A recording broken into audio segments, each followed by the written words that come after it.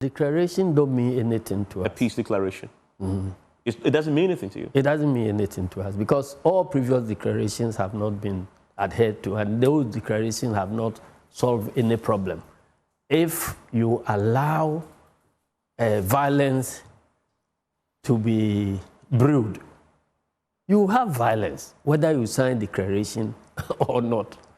And so that is why, for more than a year ago, I started talking about the need for us to remove the building blocks for violent elections.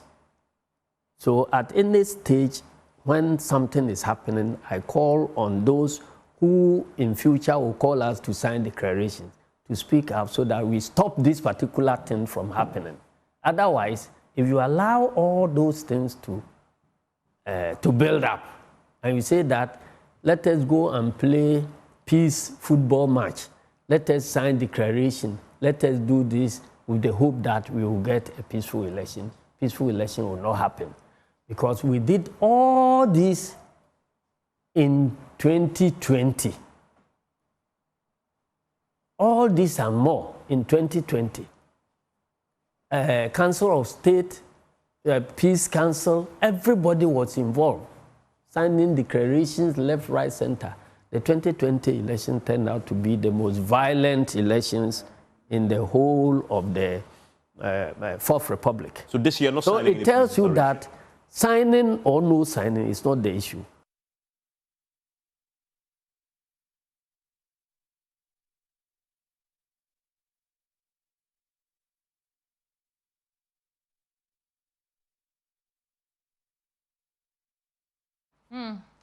We're back on your screens to get surgical with some of the utterances political actors have been making. Benjamin Akaku, that was the chairman.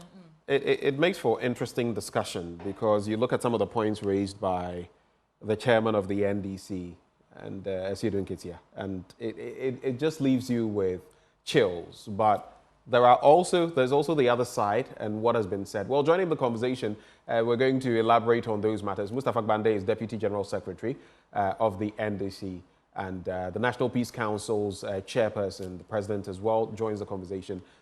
Reverend Ernest Edujemfi. He's chairman of the National Peace Council. But let me start with Mustafa Gbande. Is this Johnson Esiedun Ketia makes it appear this has been the position for quite a while now. Is this a long-standing position of the NDC after election 2020? Good morning and thank you for having me. I think basically it has not been a resolution that came out of nothing, but we are here, and we only got here because of events that we cannot recount. We've signed. Walk us through those events. Walk us through those events. Yeah, so those events are what I'm going to talk about now. Post 2016 election, we've signed and called for peaceful elections.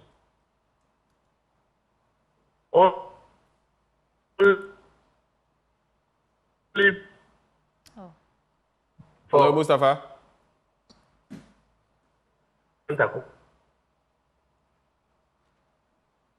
Mustafa Gbande, can you hear me?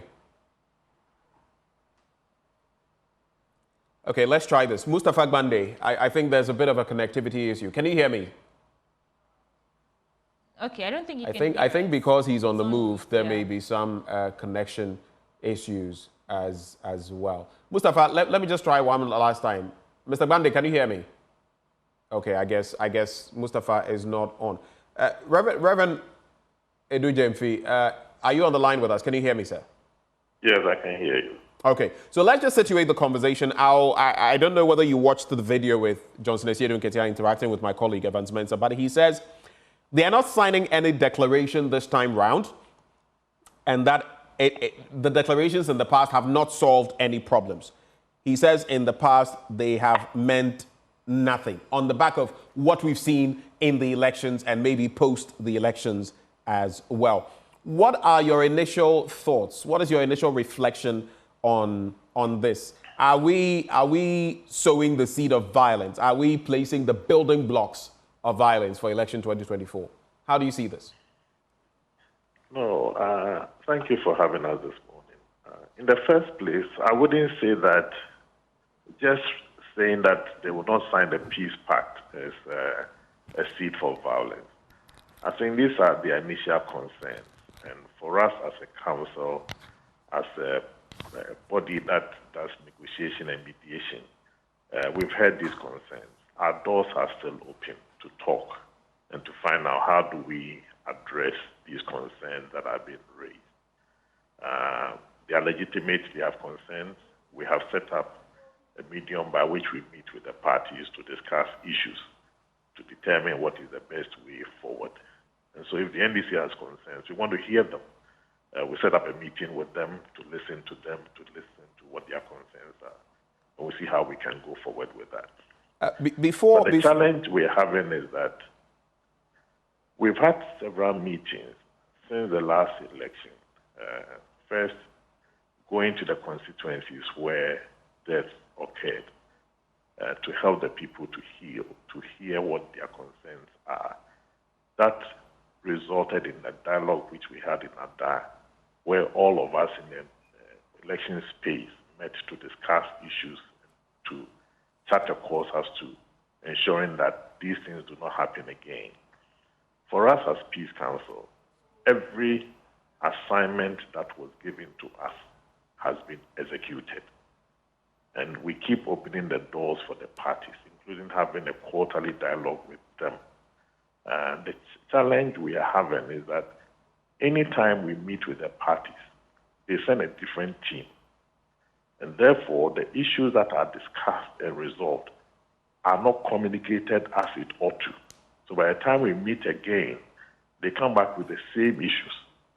And so it's been a major problem for us. At the last but one meeting, they suggested that each party must have a regular representative so that they can communicate directly with that person. I think this gap of sharing information with the leadership of the party and the rank and file has been the reason why we are seeing what is going on now. I see. Right. My colleague Sweetie Abochi will come in shortly. I just have to, on the back of what you said, are you concerned about these points that have been made? And when you say they should meet with you so that their concerns can be addressed, I'm asking, what could you possibly do as the Peace Council? You are not the Electoral Commission, though you interact with them. You are not the political parties. You can't stem the tide of maybe what could happen if things don't go well. In the last election, we lost 8 lives. You can't prevent that. If those things happen and you say they should come and interact with you, what could that possibly yield? So one, how worried are you? And two, what would meeting with you yield on the back of this? Yeah, the concerns that are raised are things that they had expected certain institutions to do. For instance, the killing. 2 days ago, we were in a meeting where we had some of the top-level NDC members present. The IGP had the opportunity to explain what they had done so far about that issue. And so a day after... About which issue? The deaths of the 8 people? Yes. Okay. So a day after, if I hear another comment, it means that that meeting has not been communicated to the leadership of the party. In the same case, in that same meeting, the Minister of Interior was there to explain this issue about the recruitment. He clarified the whole position. All of us were sitting there listening to him. The party members were there. They got clarity. So that has been our challenge, that sometimes these issues are raised, people concerned explain the whole thing, there appears to be some understanding, but then they are not able to go back to communicate to the rest of the party leadership. And so we still have this gap work with us. And those are the issues that I'm raising. If they have those concerns, we'll bring them back again. They will talk about those things. We'll bring the people directly to face them and explain the situation. I think we need just understanding. Once we understand ourselves, we shouldn't be splitting heads over anything. Reverend, I mean, the concern of the NDC, the national chairman, Johnson and Sirunketia, right. and which you yourself have called legitimate, is that although these peace pacts and declarations help to prevent large-scale violence, they haven't completely removed incidents of violence from our elections. Does that in any way paint the picture of insignificance of this peace pacts or declarations? Or does that paint a gap between the intent behind signing these declarations and what you actually intend to achieve? If so, how do we fix it? You know, the reality is that how committed are they when they sign these documents? For instance, the current situation that we are in now, in one of our meetings, the party leaders, some of them suggested, why can't we bring the leadership of the two parties together, hold hands publicly, and tell the whole country, lay down your arms? They themselves, these are soldiers, we sit back and watch them. You know, we all realize that this is the only country we have. We cannot run to any other place. And so there's no need for us to beat the war drums. If one party wins the election, let's assume that NDC wins this election tomorrow, and the country is ungovernable. How are they going to govern? So we all have to cooperate and work towards peace. You know, some of the things they say, to us, it doesn't mean anything, because in competition, for somebody to say, I will win, it's just psyching the person up. We look at it in boxing, we look at it in football. Black Stars will say that Namibians are coming, we will beat them, and yet the Black Stars is beating. Azuma Nelson says that I'll beat the guy, and then something happens, and he loses the bout. Right. Everybody to it will stay out. So if somebody out, to us, it's just part of the psyching themselves up to win or to lose, whatever. Election is won at the polling station. Put in your structures properly. Monitor what happens from the polling station to your coalition center. And right now, even the rule is that once the results are declared at the polling station, they will paste a copy of it at the polling station on the wall there. Anybody can take the results. Who is going to read? You know, we need clarity on these matters. And I think that the forum created for all of us is to work together and make this country peaceful. I don't think that it helps us continuously talking as if I don't win, the whole country will pay. It doesn't help us in any way. But Reverend, would you say that the intent behind signing these peace pacts or these peace declarations have actually achieved their purpose over the years? It has. I mean, look at the last election. When the agitation started, we said, look, you signed a document. You said that you resolve the issue at the court. Go to the court. They went. Initially, they said they would go to court, all kinds of, but they went because that was the declaration. And the previous ones has been the same. So one will say that there is no effect. The question is, what kind of effect are we expecting? We said there will be no violence. There will be, and I don't think that each of these violences originally restricted. You know, all the statements, all of them are making. Sometimes they say, if NDP does this, we will do this. If NDC, the if is always there. And we listen to all those things carefully. If. So if the if doesn't happen, what happens? There will be peace. Right. So we keep negotiating with them about their ifs so that we minimize the tension as much as possible. Let's also bring in Kofi Ahen, Albert Kofi Ahen. He is coordinator for CODEO, the Coalition of Domestic Election Observers. Mr. Ahen, a very good morning to you, sir. Good morning, and good morning to your listeners as well. Right. Let's start off with the political temperature on the back of some of the commentary we've seen recently. The Peace Council has had cause to wade into this. The Ghana Catholic Bishops' Conference has had cause to wade into this on the back of a repeat of what Brian Echampong has said, will win by hook or crook. Then Malik Basintale of the NDC side responds, we'll meet you, fire, you know, when two iron pieces meet, there will be fire and all that. Then the latest we've heard, the chairman of the National Democratic Congress saying, this time round, we are not signing any peace pact, any peace declaration. Let the other side also do what is right. What does all of this, create? Does it create any tension in your mind about election 2024? Yeah, definitely these things will really create tension in the sense that, people you may have meant well, like Branda Champion was saying, that he didn't actually mean that he was going to cause any violence or something. But you see, sometimes the way you go at it, the way you put it, might give some semblance of somebody who wants to either cause confusion or something. So I would say that we need to be careful the way we speak, especially in these times that we are heading towards the December election. We need to be very careful. For the NDC to say that they're not going to sign a peace pact, I would appeal to them that they should meet, if the Peace Council should call them, they should sit down with them. And if there are any issues outstanding, I know definitely people are going to talk about the fact that in the last election, for example, some people were killed, and to date, there has been no, maybe any action taken, the people have not been punished, and so forth and so on. But we would have to be very careful as a nation and tread cautiously, because these utterances, these sayings might not augur well for the peace of the country. So what I would say is that they should be very careful in the way they go about their utterances. And the Peace Council should try to organize and settle the NDC so that at least we sign a peace pact.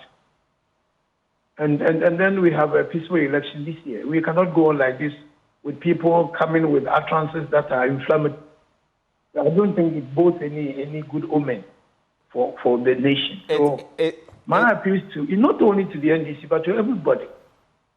Before one comes out to say anything, measure it. Try to make sure that what you're going to say is not going to inflame passion, so that we go into this election with peace. And that is what I would say for now. I have an interesting question. Is it just about the show? Oh, we have signed a peace declaration. For sure, we have signed it. Yes, we pledge to peace. Knowing very well that if the other side does something and there's a trigger, there will be an equal and opposite reaction, as that theory will tell us. Look, for example, and we see the writing on the wall. I'm not saying that, I'm not forecasting violence, but I'm saying look at the limited voters registration.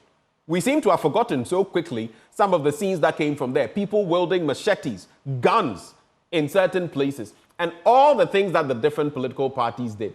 Will signing a peace declaration solve that? In my mind, it doesn't. It's about holding them accountable. So this bit about let's sign a peace declaration, is that what we need?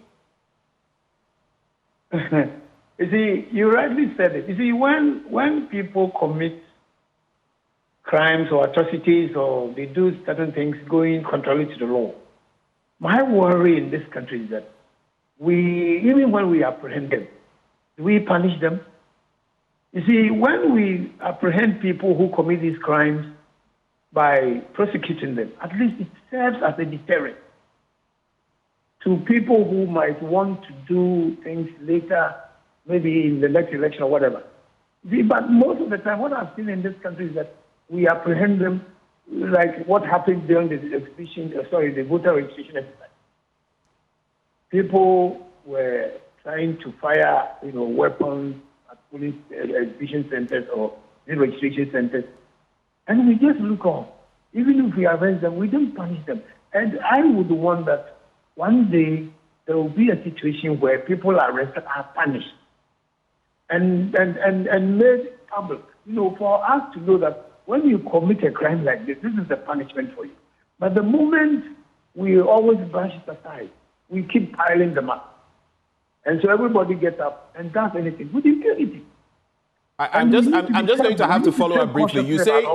You say we should have a law. And that's why the parties are now saying that they don't want to sign a peace pact, because it is just it's symbolic. Mr. Ahin. Bring up anything. Yeah. Mr. Ahin, you say we should have a law that says that if you do X, Y, Z, you will be punished.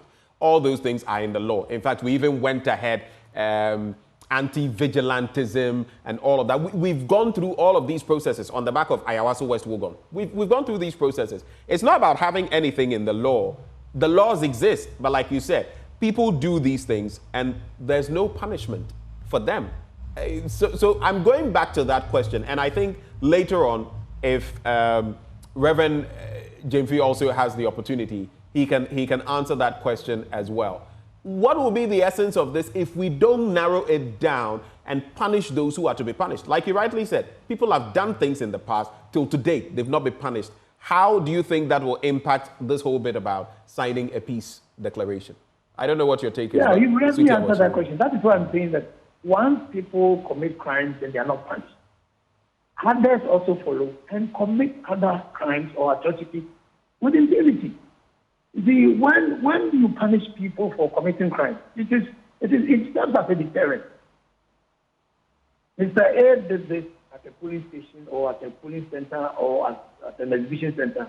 He was apprehended and was punished.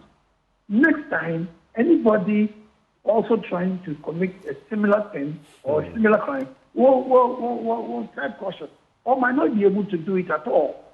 So this goes to the principle that please, anytime there's an election and a crime is committed, let us try to punish the culprit. When we do that, we send messages across that you cannot do anything like that with impunity and go scot-free. That is the only thing that we can do. If we don't punish, we don't, go anywhere. We will still stay at the same place. Mr. Ayin, you're saying we need a law, we need to punish culpable people. And let me just quote the words of the chairperson of the NCC, Madam Kathleen Nadi, and she said, Ghana is the prize in this crucial election. Ghana is what? Ghana is the prize, right? And winning that prize means that we are going to have a free, or we should have a free and fair election. These elements that you're proposing, the laws punishing people, is that really what we need in this election? Because the focus is how to have a free and fair election this year because of how crucial it is. Is that what we need to prevent recidivism, if I should put it that way, in terms of violence and political unrest that's plague our elections? I didn't get you quite right there, but the ones that came into what my I'm ear. saying is, let me rephrase the question. Yeah. Ghana is the prize. Come December 7, 2024, when we go to the polls, the aim is for Ghana to win the election, not for one party or people to be killed, lose their lives, political unrest. The whole aim of having even this conversation right now is to ensure that we have a free and fair election. You're saying that we need a law, we need to punish those who are culpable, those who offend or commit crimes during election times. I'm asking, is that all that we need to do? Also on the back that now political parties are saying they don't see the import of signing a peace declaration. And from what you said, as national coordinator for CODEO, is that all we need to do to avoid, relapsing or violence? And I use the word recidivism. You see, what we need to do is to preach peace and to tell the whole nation that it doesn't pay for anybody to just violate the law concerning the election. Look, anytime there's an election, I've always been saying that no matter what happens at the police station, there are rules and regulations covering elections. And the citizenry should be made aware. There should be enough education for people to know that you cannot take the law into your hands when you get to a police station or when you are about to cast your ballot or whatever it is. The law is there. Just obey the law. For example, if you go to a police station and somebody is going to cast the ballot and you think that the person is not a Ghanaian or whatever it is, there are forms to fill. There are things to do to remedy the situation. But what do we do in this country? We throw the law aside and with impunity we would want to resolve the issue there and then. And that is why we always have problems when we have elections. What are these things that are there to do? I mean, there are offering for regulations covering solutions. elections. Why don't you use the right method? Instead of, for example, firing a gun at a police station. And this is why, as I've always been saying, that we need to really educate the masses on some of these processes. We don't have to be sentimental. We don't have to be biased. So biased that we Right. forget about the rules of the game and resort to anything. Let's connect with Mustafa Gbande again and see if we can get him this time. I think, Benjamin, you were engaging him on what he makes of that statement. Yes, indeed. Mustafa, if you can hear me now, I was just asking for your initial reaction to the chairman of your party and the statement that has been made, and whether that has been the long-standing position of the NDC. We can start from there with you, Mustafa. Thank you very much. I think that the conversation about peace relative to security is not about signing pacts, particularly when, even in the case of National Peace Council, they seem to lose their voice when the occasion demands so. They only become parents of the political parties, we feel, when it is on the side of the NDC. But when MPP does something, then they rise to the occasion to now become parents and are calling for us all to sit on the round table. Their responsibility should Are you alleging bias as far as the National Peace Council is concerned? I'm not just biased. The National Peace Council reneges on their responsibilities and what the nation expects of them. They simply lose their voice when the occasion demands. They don't walk through the systems of compliance as far as peace and security is concerned. Here we are. You cannot be talking about peace when you don't review the entire mechanisms for what brings about the peace. We are talking about Electoral Commission, who is supposed to conduct an election. We are talking about Ghana Police Service, which is supposed to protect that election. We haven't been able to define where the military comes into an election and what role the police should actually be doing. Kodio talked about punishing offenders in this country. If somebody from the NDC is caught perpetrating violence, the person should be arrested. If somebody from the MPP does so, he should be arrested and punished. But when from the government and people are well incentivized and put in uniform to go and commit crime, and then the state protect them, do you expect the other party to be sleeping? No. He talked about having conversation and explaining to political parties. We cannot be talking about killing. When you have sat down for 7 years, and you are now talking about conversation, you should be interested in the level of investigation that have gone in the supposed killing of those individuals. You should be interested in ensuring that where a law is in danger, Peace Council should enforce. You can find your voice in the media, not in a tea party room where political parties sit down. Let the media help you enforce elements of peace by ensuring that the institutions of peace are actually working. Today, as we speak, the Electoral Commission is required by law to give all political parties provisional voter register ahead of exhibition. The Electoral Commission clearly have violated the law, have failed to do so. Would you say that the Electoral Commission is going to organize a transparent election, given the circumstances we find ourselves? Today, as we speak, functionaries of government make threatening comments to the election, and you expect the political party to come and sign documents. What did the Peace Council say when Brian Champon made that comment? They didn't say nothing. They kept quiet. They lose their voice. Well, we had an interaction with Mustafa Gbande. Hold for me. We had an interaction right here, sweetie. I believe it was yesterday or 2 days ago.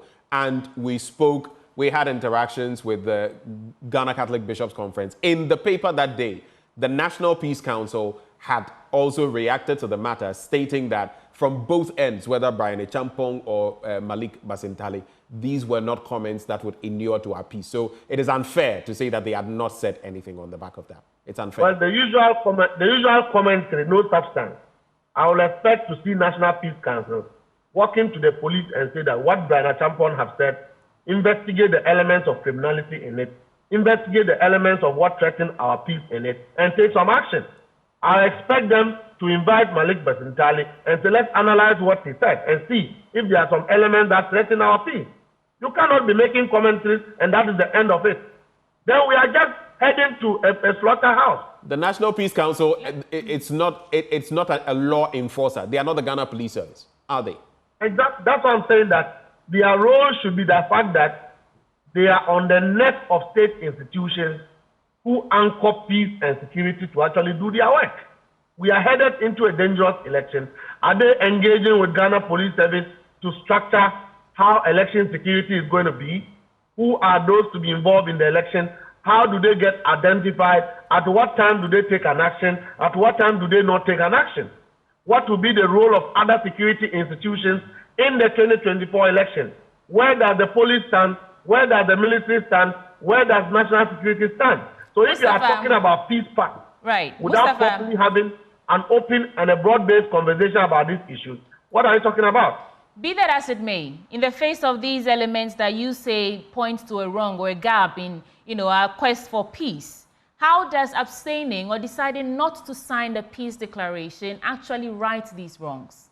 How do you achieve your goal of the peaceful election if you are choosing to opt out of signing a peace pact, which, although does not solve the entire problem, it solves some bit of it? How does that help us achieve our goal? The only assurance to peace is when we enforce fundamental rule of law and respect to fundamental human rights. At the back of the bad faith of the Peace Council, where a lot of peace pacts have been signed, but only given lip services, and there haven't been any serious attention to this, I believe that, you can't continue signing peace pacts when people are dying. You can't continue signing peace pacts when the government in power is actually telling you that I will use every means available to me to win the election. You cannot continue like that. At some point, you are best saying that then all of you should sit and ensure that the laws are working. It is not about NDC. It's not about FCT. The referees around this election has to do with, 1, the media, 2, the Electoral Commission, 3, the security agencies. What role are they going to play? When you have media houses projecting motivated and cooked figures, they are the source of insecurity. When you have security institutions allowing hooligans to wear their uniform and perpetrate electoral fraud, they are the ones that are bringing insecurity. Okay? Mustafa, just a quick one, right? This is a wide swathe of allegations you are making. You are bringing in the fourth estate. They are not allegations. Hold for me. You are bringing in Mustafa. Media houses, please. Check wrong figure. Mustafa, please. Let me. You can come in with your response. You are suggesting, you are roping in the fourth estate, you are roping in the ruling administration, so the executive. We've spoken about the police service still under the executive, and I'm sure you will go to the courts. This is a wide swathe of allegations that you are making, some of which, yes, we have seen, are founded. The media, for example, if any media house comes through with some figures, you can deal with them individually rather than whitewash all the media. So my question then is, what will it take? What does the NDC need to see before you can be satisfied and then put pen to paper on that peace declaration? Because then the way you are sounding makes me believe that no matter what is done, you will not sign this declaration. Is that the fact of the matter? I would have been more convinced if, subsequent upon Brian Champon's comment, I have seen National Peace Council clearly speak against it, because that utterances were badly uttered and they were not good for the moment we find ourselves. And so we have to define state rules. Let's have stakeholder engagement of all the actors of the election. Let's define straight rules. What is the role of the media in the election?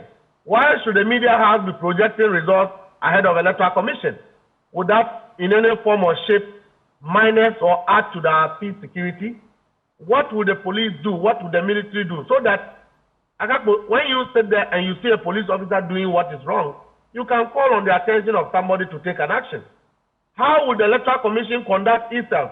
We have 7 or 9 days to a voter exhibition. Political parties do not have provisional register. Is it not chaotic enough? The last time EC came to present data on the registration we did, they were full of errors. They promised going to correct them. All right, Mustafa, we do have the chairman of the Peace Council here, Reverend Ernest Edujempi. How do you respond to some of these allegations and assertions that Mustafa Gbande is making? Thank you very much. I think that in all this discourse, we must be able to understand that the stories that are being told should be a continuum. Sometimes we pick stories here and there, and so it looks like nothing is being done. The challenge we are seeing now, which is to us is very dangerous, is that there's an attack first on the EC, which they have had their problems and all, but you see that thing happening. There's an attack on the police. If something happens, they will come in. There's an attack on the judiciary, and then there's an attack on the Peace Council. So where are we going as a country? In our meeting 2 days ago, the role of the military was clearly spelled out.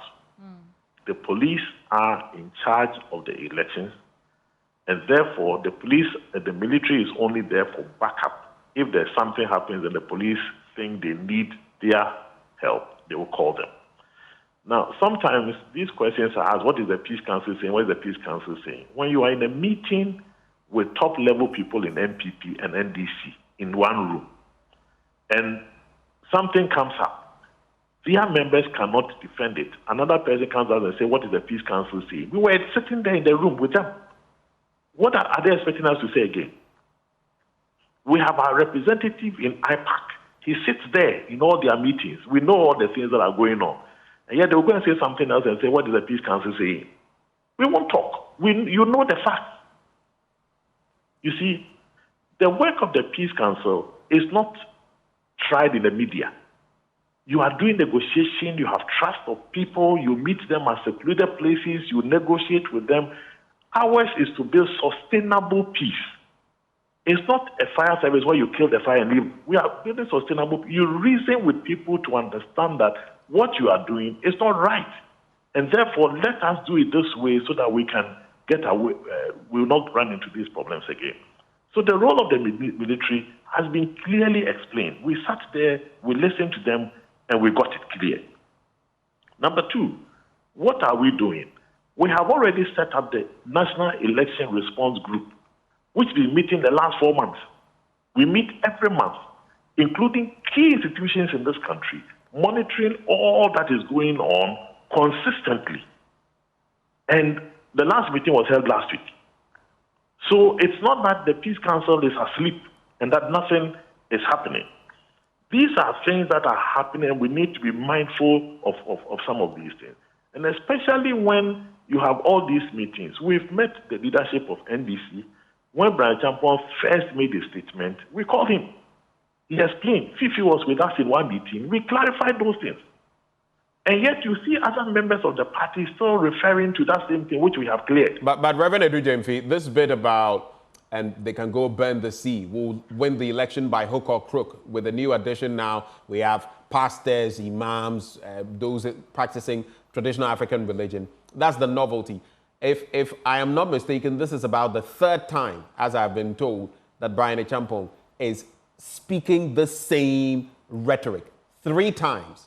What then does that mean? It appears there are inefficiencies somewhere. Mustafa Gbande alleges bias. He says you are reneging on your roles. How do you respond to that in that specific context? Is that to say your hands are tied and there's not much more you can do? No. If you listen to both of us, Brian says something, Mustafa says something. Ask Mustafa whether we've called him. Ours is not just to follow the sensation. We listen carefully to what has been said. And sometimes when people call us asking for our comment, we don't just react. First, we must get the whole conversation, the context within which it was stated, and the reason behind it. Sometimes we send the information to Media Foundation for West Africa. They send it to fact check to clarify exactly what was said before we come out to say anything. Now, if you listen to the latest Brian Champon statement, I won't link you to the previous one, just the latest one. When he talks about we have pastors, we have imams, and we have this, what does that mean?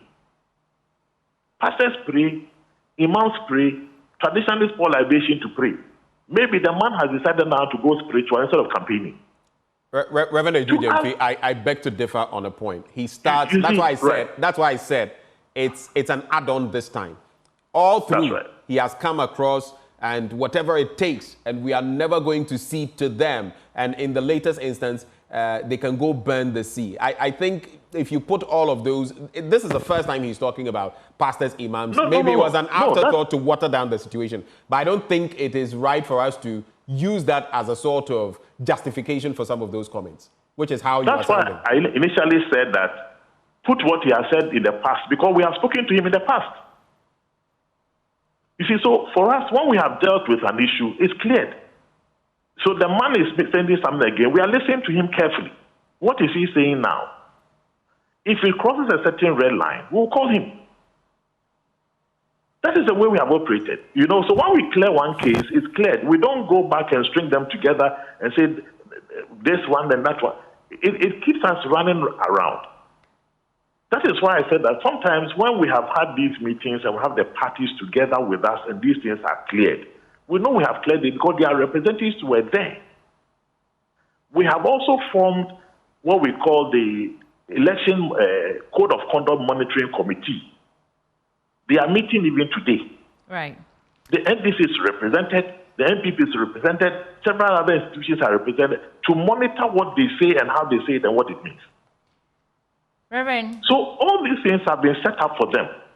And we expect that these things should be allowed to operate so that we deal with issues fairly. Reverend Ernest Edujemfi is chairman of the Peace Council. Thank you so much for joining us and helping put this issue in perspective. Mustafa Gbande, you have the final word, and then we have to go. Well, I think that basically what the Reverend have spoken about, I could understand that he is not clearly abreast with what crystallizes an action into insecurity or a criminality. Otherwise, you have to put people's conduct in perspective, and you have to sum it up. When people continuously threaten, people continue to make commentaries that undermine our peace and security, you cannot sit in the lobby and negotiate that. You have to come clearly, condemn, shame, and ask institutions of state to take responsibility. But he's saying it's a process. First try, well, speak to the person, second time, find another strategy. And upfront to what we know. Right. If his processes are upfront to what we know, he cannot be able to deal with the matter. He must situate his processes within the context of what we know. That if you go and make a statement and Mustafa goes to say something that undermines our peace, immediately the Peace Council's role should be that the police should be able to pick up Mustafa for further interrogation. If we go by what he's saying, by the time Peace Council finish their processes, there will be chaos in this country. They would have ceased to be a Peace Council institution. And that's not the way to go. That is wrong. Thank you, Mustafa Gbande. That is wrong. Right. And I also think that given what I've just said now, the Peace Council should fortify itself with people who understand peace and security proper, that can understand the elements that threaten our democracy, the elements that threaten our peace, and the elements that can cause chaos. In that way, we can be thinking from the same room. I don't know whether we've lost Mr. Ahin. Maybe he's not still with us. No, I think he's gone. Okay. So, right. But this has been interesting. I do feel, though, that even as we talk about peace, we must be more forceful. We can't sit down and expect peace to happen. It doesn't just happen. We must fight for it. And I don't like the rhetoric of both political parties, especially ahead of. This is a crucial, every election is crucial that we've had in this Fourth Republic. But the sort of language, conversation, and very intemperate language that I have heard, I mean, I just pray for Ghana because I keep saying that some of these people who pass these comments, make these utterances, God forbid, if anything happens, they'll be the first to leave. And it will be others who will be down, struggling, suffering. So let's not support this kind of rhetoric. But you can...